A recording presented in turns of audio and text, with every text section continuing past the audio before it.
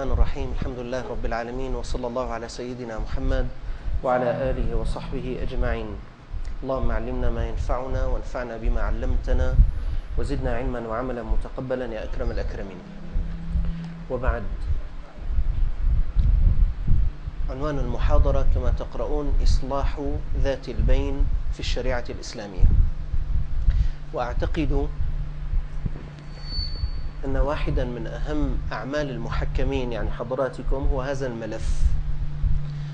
وأعتقد أيضا بأن هذا الملف مهمل جدا من قبل الدعاة، يعني نحن، وحتى من قبل العلاقات الاجتماعية.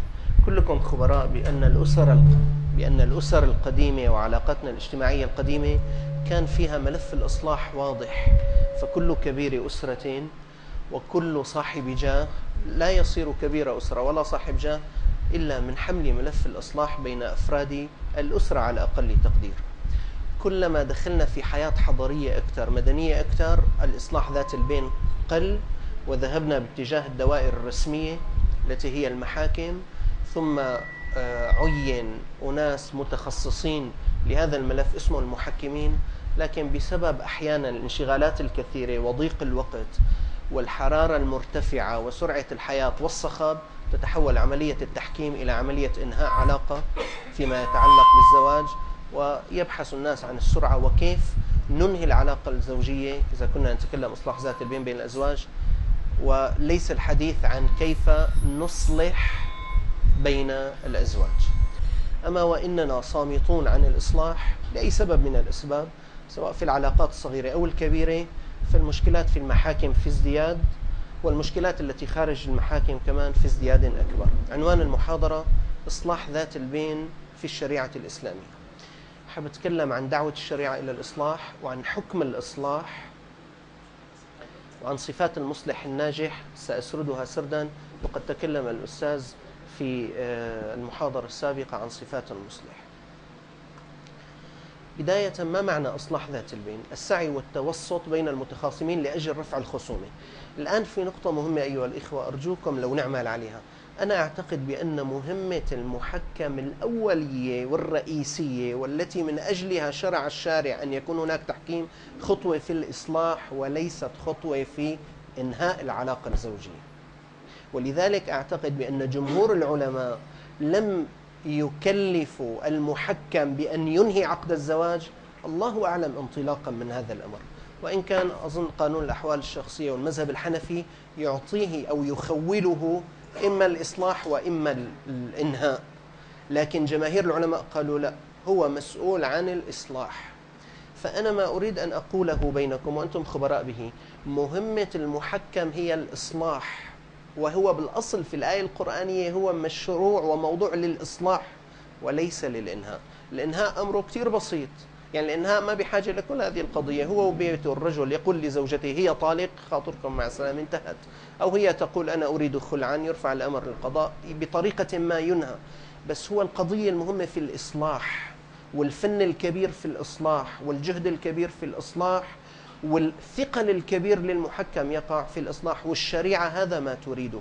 والطلاق كما تعلمون تشريع استثنائي، الأصل أن الناس يتزوجون فلا يطلقون، تشريع استثنائي.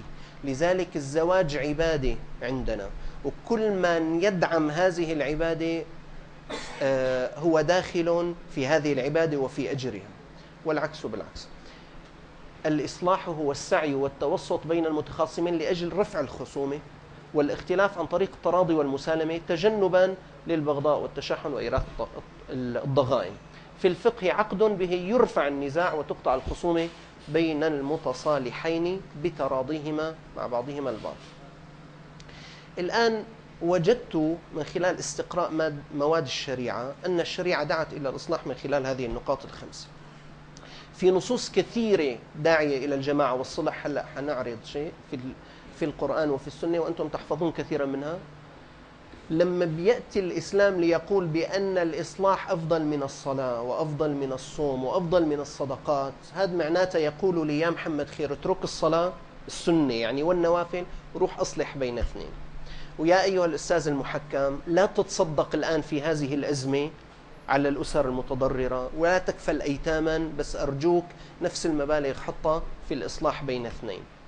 ولما الله عز وجل بيقول لي الصيام الإصلاح أفضل من الصيام، بيقول لي أرجوك إذا الصيام بده، أو يا عبدي إذا الصيام بده يعيقك عن الإصلاح لا تصوم. صيام السنة أنا أتكلم، وصلاة السنة وصدقة السنة، لا تصوم وروح أصلح بين الناس. هلا حنشوف النصوص اللي بتدعو. طبعا لما الشرع بيقول لي الإصلاح أحسن من هدول الثلاثة، معناتها الشرع يدفعني دفعا باتجاه الإصلاح. رقم 3، لما يجعل الشرع للمصلح بيرصد له ميزانية، والآن ستطلعون، يرصد له مالا من أجل عملية الإصلاح. معناتها الإسلام الآن في كل القضايا الدولية دعم أي أمر ارصد له ميزانية في الدولة. بدك تدعم وزارة العدل، كتر لها الميزانية تبعها. وزارة الصحة بكتروا لها الميزانية تبعها، فبتدعم هذه الوزارة. لما بيجي الإسلام بيرصد ميزانية للمصلحين، هلا حنشوف كيف، معناتها الموضوع الإسلام يدفع دفعا باتجاه الإصلاح. لما يعد المصلح بأجور كبيرة، معناتها يدفعه نحو الإصلاح. لما نشاهد سيدنا محمدا صلى الله عليه وسلم يقوم مع جلالة قدره ورفعته العالية بالإصلاح عامة وبين الأزواج خاصة، ونحن مأمورون بالاقتداء به، فهذه دعوة منا إلى أن نصلح. من خلال هذه النقاط الخمسة أنا أقرأ دعوة الشريعة إلى الإصلاح، وسأبدأ بالنقطة الأولى. هناك نصوص كثيرة داعية إلى الجماعة والصلح والإصلاح ونبذ الفرقة. والحقيقة الذي يقرأ القرآن من أوله إلى آخره، من أوله إلى آخره، واللي بيقرأ سنة سيدنا محمد صلى الله عليه وسلم من أول حديث قاله إلى آخر حديث قاله، يقرأ فيه الجماعة. تعالوا نقرأ مع بعضنا من سورة الفاتحة أول وحدة. بسم الله الرحمن الرحيم، الحمد لله رب العالمين، الرحمن الرحيم، مالك يوم الدين، إياك نعبد. بالله إذا سمحت حط خط تحت حرف النون. لو كنت تصلي في الليل وحدك، أهلك في البيت لا يعلمون أنك انسليت من فراشك للصلاة، ودخلت إلى غرفة خاصة وأغلقت على نفسك الباب، والساعة 2:30 ليلا، ما في حدا من أهل الأرض دري بأنك قمت، ووقفت لتصلي وكبرت وأنت تحب أن تناجي ربك وحدك. قلت بسم الله الرحمن الرحيم، الحمد لله رب العالمين، الرحمن الرحيم، مالك يوم الدين، إياك أعبد وإياك نستعين، إياك أستعين. ما حكم صلاتك؟ الله بيضربها في وجهك، مردودة، الصلاة باطلة. طيب دخيلك يا رب، ما أنا واقف لحالي، والله مرتي مو درياني بأنني قمت من الفراش. لا يرضى الله منك إلا أن تقول إياك نعبد، كأن الله عز وجل لا يريد أحدا منا أن يأتي وحده إليه. إذا بدك تجي تعا مع هؤلاء، إياك نعبد وإياك نستعين، وبعدين بتقول اهدنا، وإذا بتقول اهدني الصلاة باطلة. بدك تقول اهدنا، هذه كلها دعوة إلى الجماعة. امشي مع القرآن من عند سورة الفاتحة هيك إلى أن تصل إلى آخر السورة، وإذا بها سورة الناس، ويختم القرآن الكريم من الجنة والناس، الناس كلهم، لا عدا يحكي عن حاله لوحده. لذلك الصالحون قال أنا ولي وعندي لا تقلها، لأنه هدول الثلاثة قالون الأبالسة والفراعنة والإيش القارون. أنا ولي وعندي، أنا خير منه، لي ملك مصر، إيش إنما أوتيته على علم عندي.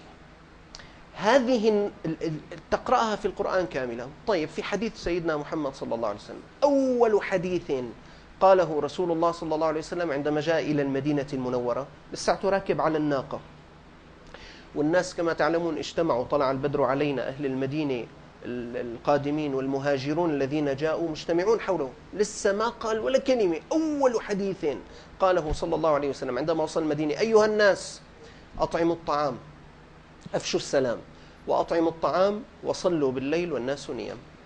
جماعة، أطعموا الطعام، ضيفني وضيفك يعني، وأفشوا السلام يعني مشان وئام وجماعة بيناتنا مع بعضنا البعض، وصلوا بالليل والناس نيام. إذا بتقرأ الشريعة من أولها إلى آخرها بتقول لك الجماعة. لذلك بر الوالدين دعوة إلى الجماعة، العناية بالزوجة دعوة إلى الجماعة، العناية بالأرحام دعوة إلى الجماعة، ديرك بالك على جيرانك عناية بالجماعة، إكرام الضيف جماعة، مساعدة الفقراء والمساكين جماعة، الإصلاح بين الناس جماعة. بالمناسبة حب الجماعة تدريب. الحضارة الغربية حضارة أنا. محمد إقبال يقول المسلم لا يكون مسلما، لا يقول أنا عندما يكون فردا، ولكن يقول أنا عندما يصير أمة. حتى الحضارة الغربية عم تورد لنا حتى جهاز الهاتف صار جهاز هاتف فردي، يعني كنا بالبيت كلياتنا ندق تليفون واحد، لا كل واحد تليفونه بجيبته. حتى وجبات الاكل، وجبات كل واحد بيحط صحنه لحاله. وقال لي احد الاخوه طبيب اذن انف حنجره صديقي 12 سنه ببريطانيا، قال لي بيروح لبريطانيا مع زوجته على المطعم، بعضهم مو كلهم، بيروح على المطعم بس يخلص اكل بيطلب فواتير، بيعطوه فاتورتين، واحده قديش اكل هو وواحده قديش اكلت مرته، بيدفع هو قديش اكل، تصفي لمرته حد جهنم. العجيب في هيئات موجوده داخل هذا البلد وموجودة في أماكن أخرى كمان بالبلد، وفي أشخاص يريدون أن يعني يوردوا لنا ثقافة الغرب في علاقاتنا الأسرية. وأظنكم أنتم ما بعرف إذا بتعرفوا يا أيها الإخوة، نحن ما عندنا بقانون الأحوال الشخصية ولا بالشرع ولا بالعرف إلا أسرة واحدة ونظام أسرة واحدة. الأمم المتحدة عم تقيم الآن بالاتفاقيات الدولية كلمة أسرة تحط أسر، ونحن في صراع البلاد الإسلامية والعربية مع البلاد الغربية على هالكلمة. نحن بدنا كلمة أسرة، هن بدهم أسر. ليش؟ نحن ما عندنا غير نظام أسرة واحدة، زوج زائد زوجة بيجيبوا أولاد.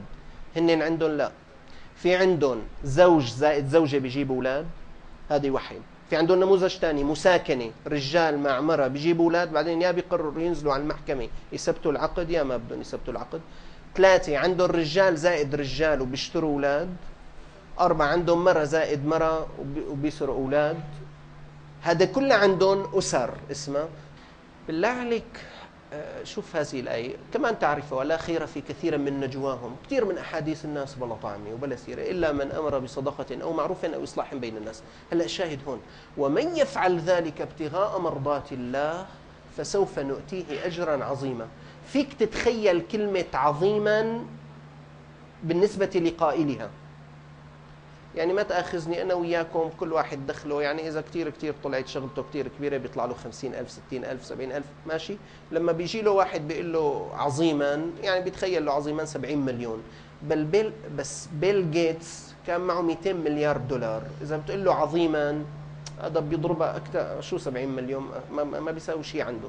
تخيل إنه رب العالمين عم بيقول لك يا أيها المصلح من يفعل ذلك ابتغاء مرضات الله فسوف نؤتيه أجرا عظيما. والله يا أيها الإخوة أنتم قاعدين على ثغر، إذا استطعنا أو إذا أحسنتم وأنتم تحسنون، بس في مرات واحدنا يعني بسبب من الأسباب لا يحسن. إذا أحسننا أنت قاعد في مكان لك رقي عند الله عالي جدا، من حيث تدري ومن حيث لا تدري. وإن تصلحوا وتتقوا فإن الله كان غفورا رحيما. النبي صلى الله عليه وسلم يقول الصلح جائز بين المسلمين إلا صلحا حرم حلالا أو حل حراما. الحديث ألا أخبركم بأفضل من درجة الصيام والصلاة والصدقة. يا جماعة قريب من هون مدفون الشيخ محي الدين ابن العربي، وأهل هذه البلدة وأهل التربية الروحية يتبركون بهذا الرجل. يقول الشيخ محي الدين ابن العربي نحن لا نعلم شيئا يقربنا إلى الله تعالى إلا ما أمرنا به، فما فرض فرضناه، وما استحب استحببناه، وما أباح أبحناه، وما كره كرهناه، وما حرم حرمناه. أنا بدي أسأل سؤال، أيهما أفضل عند الله؟ تحيي ليلة القدر حول الكعبة المشرفة وراء إمام الحرم المكي عند الحجر الأسود، هنيك كانت جلستك ليلة قدر، بس أنت جيت بعد صلاة العشاء متأخر وطلعت قبل صلاة الفجر. أنو أحسن عند الله؟ الإحياء كله لما تصلي صلاة العشاء جماعة اليوم، أو هلأ صلاة الظهر جماعة وصلاة العصر مع جماعة أو في مسجد قريب منك، أيهما أحسن عند الله؟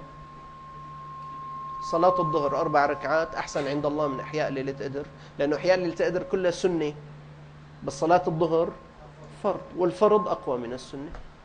نحن ما بنعرف شيء يقربنا إلى الله إلا ما أمرنا به. فالآن رب العالمين سيدنا محمد صلى الله عليه وسلم هو عم بيقول أحسن من درجة الصيام والصلاة والصدقة. شغل المحكمين بشرط المحكم عمله الأساسي الإصلاح بين الناس. كل سلامة من الناس عليه صدقة، كل يوم تطلع فيه الشمس. بالله أنتم بتعرفوا هذا الحديث، بس أنا كمان في وقفة صغيرة. أول وحدة من الصدقات اللي أنت بدك تدفع على أعضائك تعدل بين الاثنين صدقة. بالمناسبة أنا طبيب أسنان، زراعة السن هلأ ب40,000 ورقة سوري. في بتمك 32 سن، 32 ضرب 40 2,200,000 ورقة سوري. ما حدا بيناتنا دافع حقهم هدول، كله ببلاش طلعوا لنا. وطبعا انت مطلع لك وجبتين، وجبه لما كنت صغير مؤقتين ووجبه دائمين، ماشي الحال، ما حدا دفع شيء. بس الله عز وجل النبي صلى الله عليه وسلم عم بيقول عليهم صدقات هدول. اول شغله بتتصدق فيها الله ما بده منك 40,000 حق السن، بس بده انك تعدل بين الاثنين. شايف؟ اصلاح تعدل بين الاثنين صدقه. تعين الرجل في دابته تحمل عليها وترفع له عليها ومتاعه صدقه. ويعدد النبي صلى الله عليه وسلم صدقات مختلفه. الا ادلك على صدقه يرضى الله ورسوله موضعها؟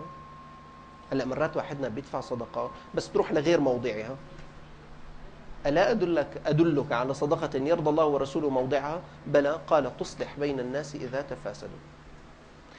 يا أيها الإخوة، كل هذا الذي مضى هو أول فقرة بس، كيف دعت الشريعة إلى الإصلاح. نصوص كثيرة، بالمناسبة ما كتبته على الأوراق أكثر بكثير، وما جمعته في الحاسب أكثر بكثير، والوقت يضيق، وأنا قلت لك اقرأ القرآن من أوله إلى آخره جماعة. معناتها كل واحد بيناتنا يا جماعة عم يشتغل بالإصلاح، عم يدعم كل هالآيات القرآنية والأحاديث النبوية، وكل محكم في غيبة الناس بيجوا اثنين متخاصمين وهو بيستطيع يصلح وبيقول لك أخي ما بدي هالوجعة هالراس، دخيلك شو لاحقني من أفاها، هاتوا هالأوراق لاقوا لنا طريقة. والله بيكون عم يهدم هذه الآيات. سامحوني لو كان عم بيصلي وبيصوم ومثل مني لابس طاقية وجلابية يا أخي، بس هو من حيث لا يدري يطعننا في ظهورنا. أعتقد المجموعة الإحصائية المكتب الإحصاء المركزي، أنتم مفيد تطلعوا كل سنة بتطلع لنا أرقام نسب الطلاق. نسب الطلاق يا جماعة عم تزداد. أعتقد أنه نحن جزء من هذه الزيادة أو سبب هذه الزيادة، من حيث ندري أو لا ندري، لأنه أكيد في أشخاص عم يمروا علينا إذا أنا بملك جهد ما عم ببذله، إذا أنا كنت سبب في الذهاب باتجاه الطلاق. أما إذا بذلت جهدي أنا لا يكلف الله نفسا إلا وسعها. النقطة الثانية في دعوة الشريعة إلى الإصلاح، جعل الإسلام الإصلاح أفضل من درجة الصلاة والصيام. مر هذا الحديث. أفضل الصدقة إصلاح ذات البين. هلأ النقطة الثالثة، جعل الشرع للمصلح مالا يدعمه. حدا بيتذكر منين هدول؟ يعني منين، وين بالشرع حاطط للمصلح راصد له مبالغ مالية؟ النظام شو؟ لا بالدنيا بيصرف له مال. النظام الإسلامي المالي قائم على شغلتين، أكبر شغلتين: الزكاة والوقف. الوقف مفتوح، الوقف على المحاكم الشرعية والوقف على مسائل التحكيم مفتوح. بس هلأ نحن معطل الوقف، الناس مات لأنه في عندنا مشكلة بقضية الوقف وبحثها طويل جدا. بس في بحث الآن موجود عمليا هو مبحث الثاني، الزكاة. النظام الإسلامي المالي قائم على أكبر شغلتين تنتين: وقف وزكاة. بالنسبة للزكاة في مصرف من مصارف الزكاة هو مصرف الغارمين. الغارم هو من تحمل حمالة من أجل إصلاح بين الناس أو من أجل دفع دية لقتيل. مرات أنا بدخل بصلح بين اثنين، يا أخي بدهم 3 مليون هدول لحتى يحلوا المشكلة، هداك مو قدران غير يدفع 1 مليون، حيلته وفتيلته هو وعيلته والعاقلة قدروا 1,000,000 ليرة سوري. بقوم أنا بضرب على صدري، بروح بجيب هال2 مليون، بدينهم من رفيقي، بدينهم من وجهاء، أنا إلي وجهات وإلي معارف وإلي كذا، مشان الله ديني 2 مليون على اسمي أنا محمد خير، باخذ 2 مليون وبروح بدفع لها العيلة لأنه كان في بيناتهم بده يصير دم هلا إدمي، وبيبوسوا شوارب بعض وبتنتهي هذه القضية. بس هلا أنا صار علي دين 2 مليون ليرة سوري. في الشرع لو أنا غني يجوز إنه بروح باخذ مصرف الزكاة 2 مليون وبحطهم، لأنه مرة تانية الإسلام بيريدنا نحن بالمجتمع نكون مع بعضنا البعض. أنتوا يا جماعة المحكمين مرات الحقيقة بتشوفوا في قضية بتنحل بيناتكم بالمصاري بين الزوجين، مرات تنحل بالمصاري، هي بدها 50 وهو بده 70 وهو بده 60، أنا ما بدفع غير كذا. وقد أنت تشوف يا أخي مناسب الشغلة كلها 20,000 ورقة سوري، وهذا يبس راسه وهي تبس راسه، وحيوصل إذا ما مشي الحال اللي رايحين على الطلاق. جماعة أنا أعرف إخوة يعني يعملون في هذا الأمر، بيروحوا بيدفع 20,000 ورقة سوري ولعل هو محتاج 20 ورقة سوري، بيجمعوا. هذا في الزكاة يأخذ من مصارف الغارمين. الغارم هو المديون، سواء لدين خاص إذا كان في أمر يبيح الشرع أو لدين عام، وجماعة الدين العام يقدمون على جماعة الدين الخاص. لما الإسلام بيجعل، وأنتم بتعرفوا مصارف الزكاة 8 حددها الشرع، ما رضي رب العالمين لأحد أن يحددها. لما الله عز وجل بيسمح بثمن غلات الزكاة مشان الغارمين يلي من جملتهم الإصلاح بين الناس، معناته الله عز وجل وهذا الشرع يريد أن يدعم مسألة الإصلاح لما رصد لها هذه الموازنة. طيب، رقم 4 قبل الأخير: وعد الله المصلح إذا أخلص نيته وأتقن عمله. شوفوا بدنا شغلتين: أخلص نيته وأتقن عمله. موضوع النية يا جماعة، وأنا دخولي في الإصلاح أو دخولك في الإصلاح كتير مهم. إنه أنت ليش داخل؟ هلا إذا داخل بس مشان والله أخي معارف، جاهات، اسم، مصاري، ما بعرف شو شيء، وبياخذهم يعني ما بيروح عليه شيء، بس إذا داخل مشان شيء إضافي لهذا الشيء، أنا تقربا إلى الله عز وجل لأنه يحب الإصلاح بين الناس، شيء آخر. إذا أخلص نيته، واثنين أتقن عمله. كنا عم نتدارس مع الأساتذة في شيء موجود الآن لآليات الإصلاح. هلا أنا قد يكون عندي نية بحب أصلح بين الناس، بس ما عندي آليات، لا عندي لسان حلو، ولا عندي خبرة ببعض المواقف النفسية لهذا الطرف وماذا يريد من كلمته، ولا عندي مثلا جاه بحيث أثر على الطرفين الأشخاص. ففي شيء الآن للتدريب على آليات كيف أنا أتكسب. ما بكفي أن نيتي تكون منيحة، بدي أحمل آليات مشان استخدمها بالإصلاح بين الزوجين. كان في عندي زوجين اتخانقوا، يعني اجوا لعندي مشان الإصلاح بيناتهم. شفت أنا بأنه الزوجة متعنتة بالموضوع، وهي أنه والحقيقة الحق عليها وما استجابت. قلت لها خير إن شاء الله أختي، أنت شو بترغبي؟ بدك طلاق؟ إيه يعني أنت بدك وشو بدك كمان؟ بدك المتقدم ومتأخر؟ قال إيه. قلت له طيب بس معقول تدفعي كله وانت اللي بدك طلاق؟ قال هيك انا بدي. هذاك قال لي انا ما بدفع. قلت له طيب لا تاكل هم، قاعده هي.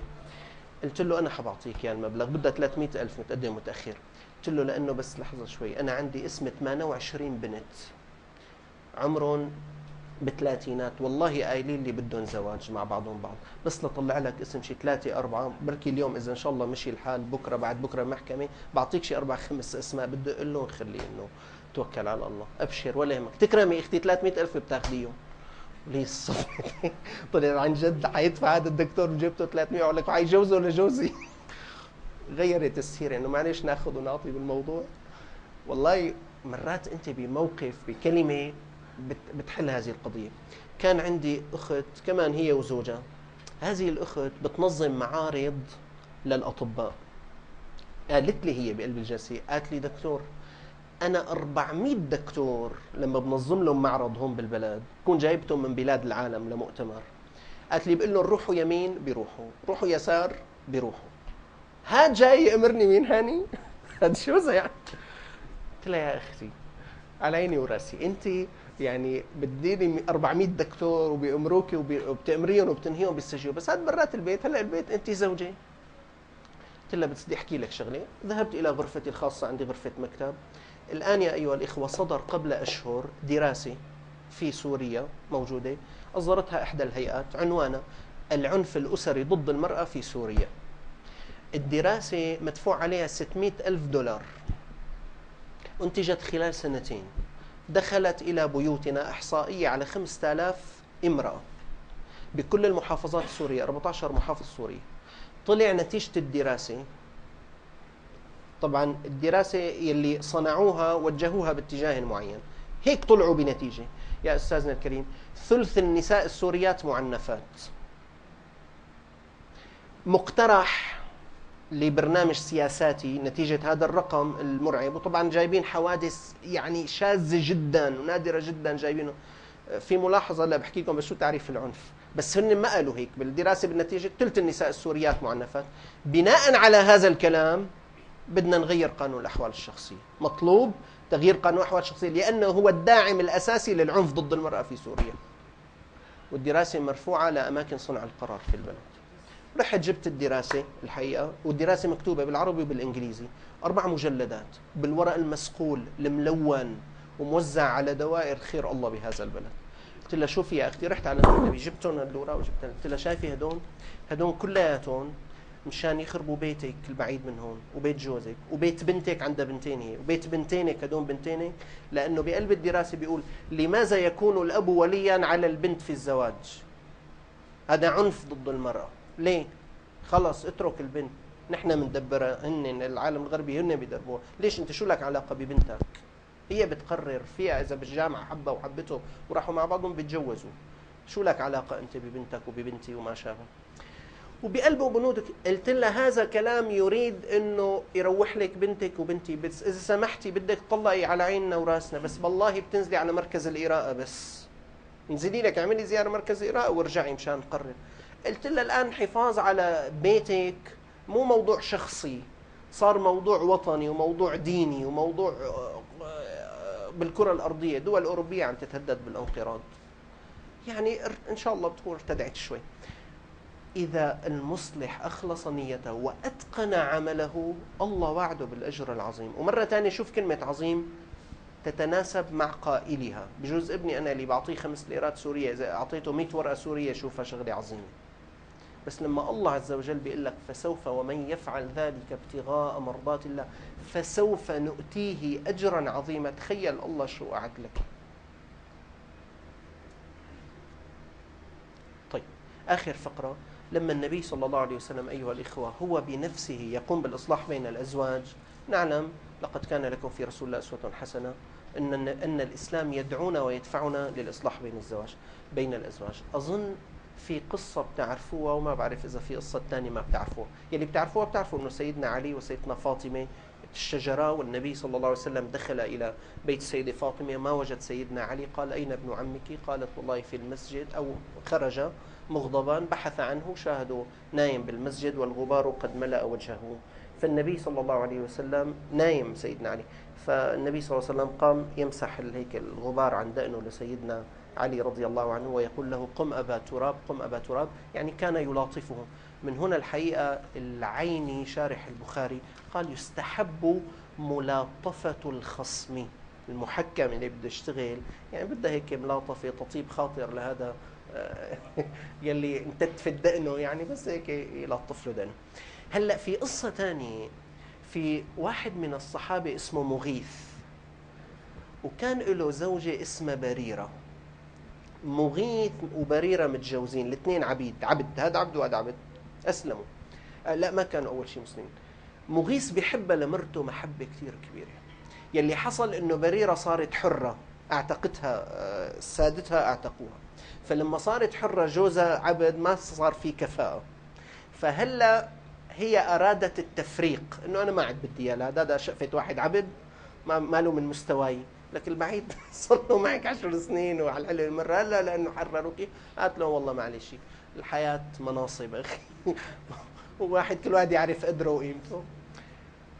راحت بريرة لعند سيدنا النبي صلى الله عليه وسلم، قالت له أنا هذا الرجال ما عاد بدي إياه، مو من مستواي. قال له طولي قصري؟ قالت له لا. كانت بريرة تطوف حول الكعبة، قال وكان مغيث يلحق بها ويبكي، عم يبكي حول الكعبة، هي عم تقول لبيك اللهم لبيك، وهذاك عم يبكي مشان الله بدي اياك خليك عندي. فالنبي صلى الله عليه وسلم نازل على الكعبة شافه، ومعه العباس عم النبي صلى الله عليه وسلم. قال يا عباس ألا تعجب من حب مغيث بريرة ومن كره بريرة مغيثا؟ ليك شو بحبها عم يبكي؟ لك عم يبكي يضرب الحب شو بيزل، عم بدور وراه عم يبكي. قال بلى يا رسول الله. المهم طافوا وهو عم يستشفع وتقول له أبدا أبدا ما برجع لك، أنت واحد عبد، شقفة واحد عبد. فراح مغيث لعند النبي صلى الله عليه وسلم، قال يا رسول الله مشان الله احكي لنا معنا المخلوقة. فسيدنا النبي صلى الله عليه وسلم، هلا هون شوف الإصلاح. النبي صلى الله عليه وسلم يعني لا تأخذني، هلا النبي فاضي يقعد فلان هو ومرته تحاببوا لما تباغضوا؟ روح اخي دبر حالك انت ومرتك، الدوله الاسلاميه بدي يدير بالي عليها والتشريع، وسيدنا جبريل نازل هلا بده يجي لعندي، انا فاضي اقعد معك هلا، روح اخي شوف لك شيء واحد يدير باله هو ومرته. سيدنا محمد صلى الله عليه وسلم قال له عن عيني، نده لمغيث قال لها هي بريره. قال يا بريره لو بقيتي معه. قالت يا رسول الله اتامرني امرا؟ قال لا انما انا شافع، عم بتشفع بس الزلمه خطيه. قالت لا اريده، ما بدي اياه. ما فرق النبي صلى الله عليه وسلم بينهما.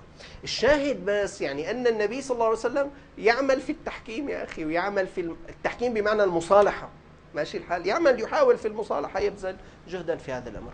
لما النبي صلى الله عليه وسلم بيشتغل في المصالحة، هذه دعوة لنا جميعا، معناتها أنا اتباع السنة هي، يعني مثل صيام اثنين وخميس صارت بقى الشغلة، مثل صيام ركعتين قيام الليل مثلا، مثل اني يطول لحيتي او ما اطول لحيتي. طيب هذه الخمسه ايها الاخوه الفقره الاولى الرئيسه الحقيقه في المحاضره. هلا بس في الفقره الثانيه كثير مهمه، شو حكم الصلح بين الزوجين؟ هلا احنا بنعرف صلاه الظهر فرض، وبنعرف سنه ايش المغرب سنه، واثنين وخميس سنه هدول، وبنعرف شرب الخمر حرام، وبنعرف المره الرابعه في الوضوء مكروهه، لازم 3 مرات السنه. طيب هلا الصلح شو الحكم؟ الاساس في الصلح بانه مندوب، الاساس مسنون. طبعا انتم خبراء بان السنه فاعلها يثاب وتاركها لا شيء عليه، بس سامحني، لما انا ندبت نفسي للتحكيم وجيت لعند الاساتذه طلبوا الي تحكيم وقلت لهم انا موافق ان اكون محكما، فانا التزمت.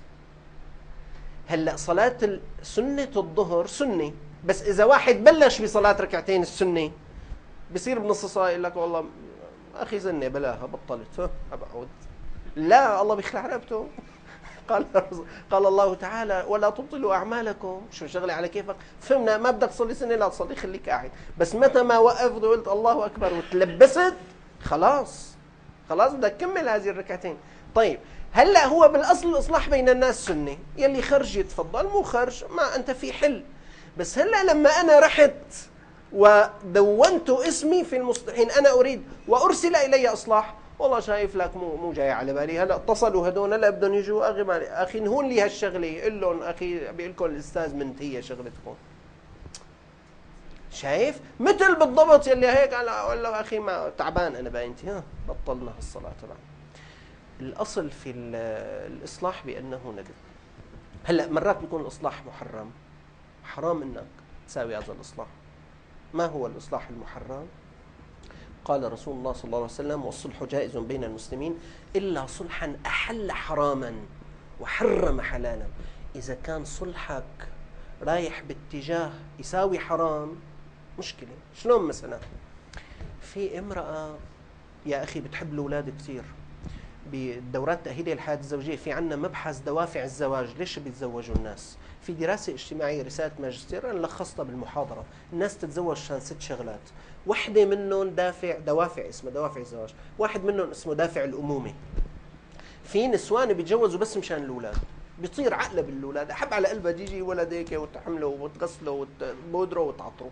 وفي آباء طبعا خطرة وحدة امرأة كثير كثير بتتعلق بالأولاد هيك، وهي شاعرة أديبة، اجاها ولد طار عقله بهذا الولد، بقى هالولد مثل كل الاولاد بيوسخ وبيزفر، يوم من الايام موسخ الولد وانتم اكبر قدر مطالع ريحه تلي الناس كلياتها هربانه، وهي قاعده عم تنظف ابنها، قام اجتها الشاعريه، هي شاعره لانه عم تنظف الولد، شوفوا شو قالت، قالت يا حبذا ريح الولد.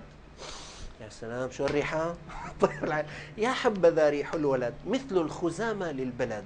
الخزامه كانت ريحتها هب وفيها عطور.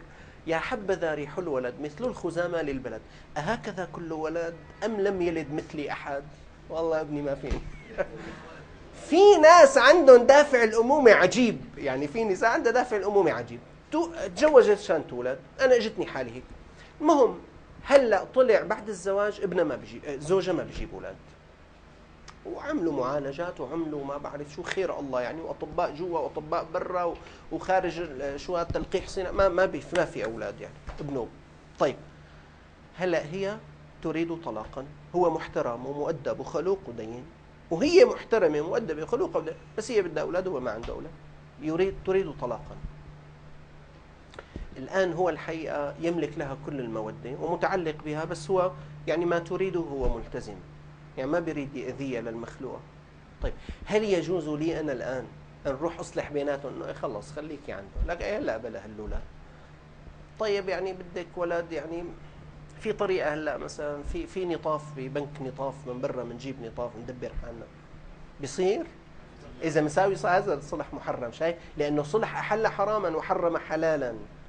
الحمل بالأنابيب جائز بس بشرط النطفة من الزوج والبويضة من المرأة، وبتلقح هو الرحم يكون رحم الزوجة، يعني لازم يكون نطفة زوجة ونطفة زوج ورحم زوجة، إذا أي وحدة من هدول بتروح فبصير حرام، فمرات بيكون الإصلاح حراما. اسمحوا لي بدي أقرأ لكم ماذا قال الفقهاء حول أحكام الإصلاح لأختم المحاضرة بعدين بسرد لصفات المصلح الجيد.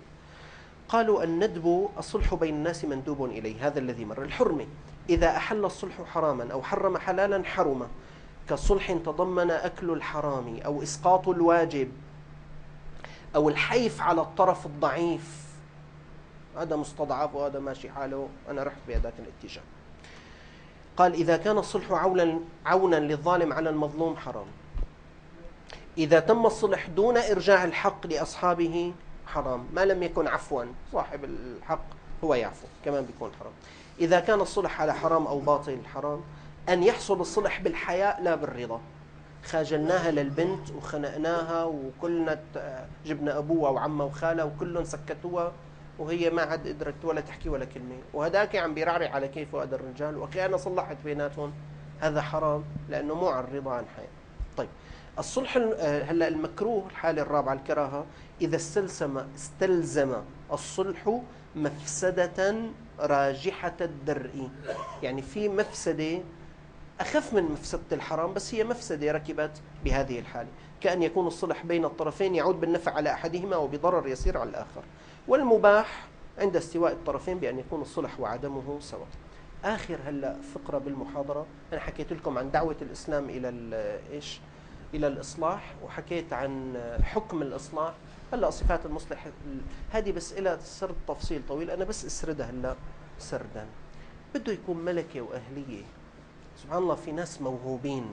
هلا انتم راقبوا بالاسر، قيموا مسيره التحكيم بكل اسرنا بكل معارفنا، بتحس واحد يا اخي ما شاء الله حوله، يعني حتى نحن بالشام بيقولوا هذه اخي بيفوت مع بيت العريس وبيطلع مع بيت العروس، يعني ما شاء الله متكلم مبلضم، بيقول لك بيسحب الشعره شو من تم الاسد، او بيقول لك بيسحب الشعره من العجين، مثل الشعره بيسله مثل الشعره من العجين.